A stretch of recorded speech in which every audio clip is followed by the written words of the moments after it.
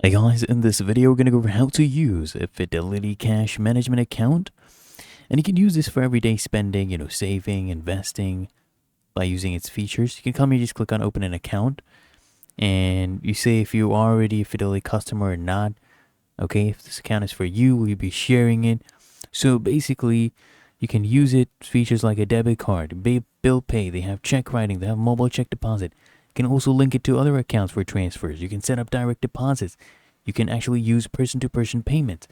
And if you're doing investing, then what you can do, you can use the account to hold cash or transfer it to Fidelity's investment products.